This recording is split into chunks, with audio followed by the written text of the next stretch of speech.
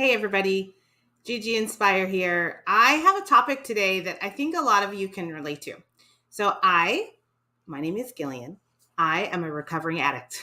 I have had so much approval addiction over the years that I really feel as though it completely hijacked my 20s and 30s. So I wasn't, I'm not, look, when I look back over the years, I feel like I had glimmers of sobriety, if you will.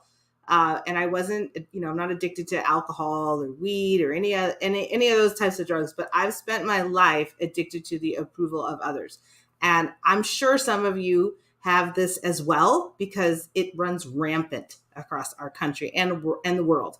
So I'm going to tell you a little bit about my story today and see if it brings you some value. So as a kid, I remember growing up, you've got to do this or you've got to do that. Otherwise, people will say this about you or they will think this about you. So I always was concerned about what other people were going to think or say about me. It's kind of laying the groundwork for my entire life. When I went to school, I'm a mixed kid, or I was a mixed kid. I'm a mixed grown up now. But at that time, that wasn't that common. So nobody knew what I was exactly. You had a lot of people that were like, well, what are you? What's your background? I didn't know which box I fit in. So because I wanted people to like me, I did everything that I could to just fit in.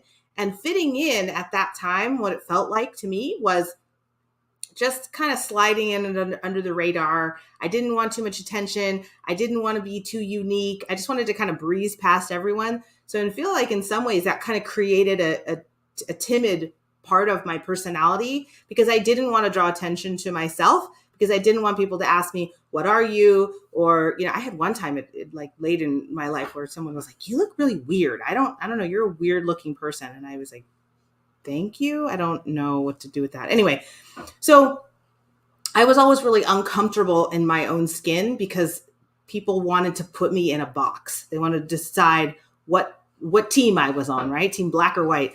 But as I got older, my hair was a nightmare. My mom didn't know what to do with it. And I was a kid, so I was a hot mess. I cut my hair a few times. And I remember sitting down with my stylist at the time and I said, hey, I want to have hair like my friend Kung Ju. And he was like, that ain't never going to happen, girlfriend. Sorry. But anyway, why do we feel like everybody else has it easier than us? Everybody else has it all figured out. And we're the only ones struggling trying to figure it out. I thought that everyone else seemed to have it together so much better than I did. It's the fact of the matter is that we're all trying to figure it out. We don't know any of what we're doing, most of us. In high school, I wasn't white enough and I wasn't black enough. The black kids were like, you're too light and you think you're better than us. And the white kids were like, well, we don't really know what you are. You kind of look different, but you talk kind of white. So, I just had to work and kind of find my tribe. And I wanted to be able to have fun. Like when I got into college, I wanted to be able to have fun, but I just also wanted to be able to excel and do well. But nope, I just wanted to be able to fit into everyone. I wanted everybody to like me. And I didn't want the fear of other people's opinions, because if I wasn't measuring up, then they wouldn't think well about me. They wouldn't talk well about me. Then I went to college and I was going to go to nursing, and then I was going to be a doctor. And then, I don't want to be a doctor anymore. Now I'm just going to take my biology degree and I'm just going to, do whatever with it. Oh no, then I want to be a physician assistant. I'm going to go to USC and I'm going to be a physician assistant. And halfway through that, I was like, oh, well, you know what? I think I want to get into business. So my friends thought I was crazy. My family pretty much humored me. Some of them thought I was crazy.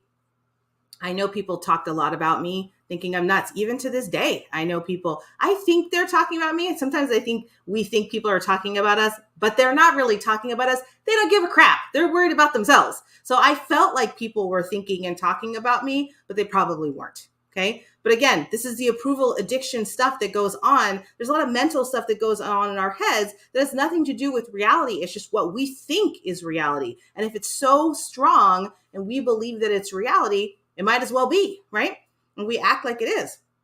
So Then I decided, okay, I wanted to get into business. I liked it. I work in the money business. I've been here 15 years. And so I thought people need this. This is valuable. I'm going to share as much as I can. I'm going to help as many people as I can. And then when someone said no, or they said, this is dumb, it kind of made me like, well, wait, is it a bad idea?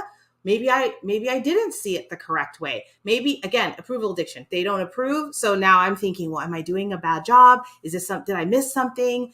Trying to get back into my head to figure out what's wrong with what I'm doing if people don't approve of it. No, you're not always going to have people approve of what we're doing. It's just the way that it is. Do you approve of what you're doing? Is what the point is, right? So I became more passionate about the business. I heard, this is where I'm talking about the glimmers of clarity. I had voices in my head that were saying, keep going, keep pushing, keep doing the things that you're doing. If it feels right, do it, right? You have to know what you like. I spent my entire life searching and trying to figure out not what I liked, but what everybody else wanted me to do or what I felt other people would approve of in my life. That was a big mistake. When I said glimmers of sobriety, glimmers of clarity, where I decided, I think I want this. Most of the time, I didn't actually seek out what I wanted. I let other people kind of dictate what sounded good to me, right? So you got to really do your research on what you want to do. I had a lot of people, as I got more passionate and serious about business, they ghosted me. They stopped inviting me places. They started getting angry at me. I can only do what I want that I think is best for myself and my family. So I am sure people thought I lost my mind, which is totally okay. Maybe I did. But that was really hard for a lot of years because I remember feeling like, I want to be able to do this. Why don't some of the people that I care about and love most support me, believe in me, even if they're not interested in what I'm doing? Why didn't they support me along the way? And it used to really, it leveled me sometimes because I felt like I'm not doing a bad thing. I want to help other people. I want to teach them about their money. I want to get them in a better situation. But I guess it made other people uncomfortable in some way, shape, or form, which is okay. But I stayed the course because I had changed my path so many times that in a lot of ways I was like, no, I want to do this. I'm not going to quit. I'm going to stay focused. And it was freaking hard, you guys. It was one of the hardest decisions I ever had to make. And I still make those decisions every day.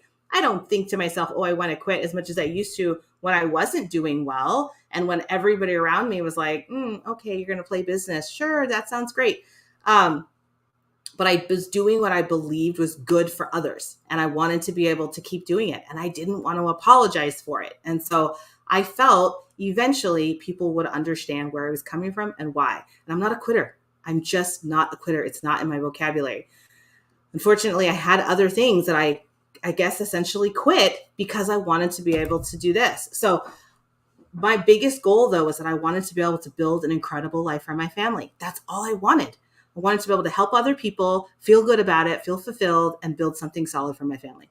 When I looked around, I saw people getting better. I saw people improving their lives. I saw people getting educated. I saw people that were grateful to me for the things that I had implemented for them, for things that I had educated them on, and how I saw them change their lives. It was one of the greatest experiences. And when the pandemic hit, and I was busier than ever, I really thought I was going to have a ton more time. It was going to be a lot easier. But I had more time to do research. I had more time to look at what was going on in the world. And I could research both sides of things. And I actually came out with my opinion. Now, I don't share my opinion here. You want to talk to me offline? I'm more than happy. You are welcome to reach out to me. I'm more than happy to kind of discuss some of the things that I think about what's going on in our world. But I drew my line in the sand, right? My figurative line in the sand. I didn't believe the propaganda and the hype of what was going on out there. I was able to formulate my own opinions. I made my own conclusions. I hope you can as well. But I don't need anyone's approval to live my life and take care of my family the way that I want to. And that's what was one of the biggest messages that I didn't get early on. I had pieces of it. I wanted to be able to create it. I wanted to make sure that I knew my own mind well enough, but it wasn't clouded by other people's focus or other people's attention. It had to be what we really wanted, what I really wanted for my life. And you got to do the same thing. We have to be able to take control of our own lives. Otherwise, we're living for other people forever. So you have to go after your dream. Don't apologize to people for going after your dream. You're never going to be wrong if you're going after your dream. When I was growing up, it was, you need to have, if you want to have a good life, you're going to go to school, you're going to get a job, you're going to have a better life. But somewhere along the lines, I decided that wasn't my dream. And if that's not your dream, don't do it. It's as simple as that. The addiction to approval of others, Steve Siebold talks about it. It's so much stronger than we think. It's like magnetic force times 1,000, right? Because we think about on a day-to-day basis, if you guys actually look at this, think about on a day-to-day basis, the number of times you think about what someone else might say or what someone else might think about what you're doing right now, even when you post on social media, even when you're doing different things like that. Think about how many times it actually happens. And if you could get to the point where you just don't care what other people think, you are now free.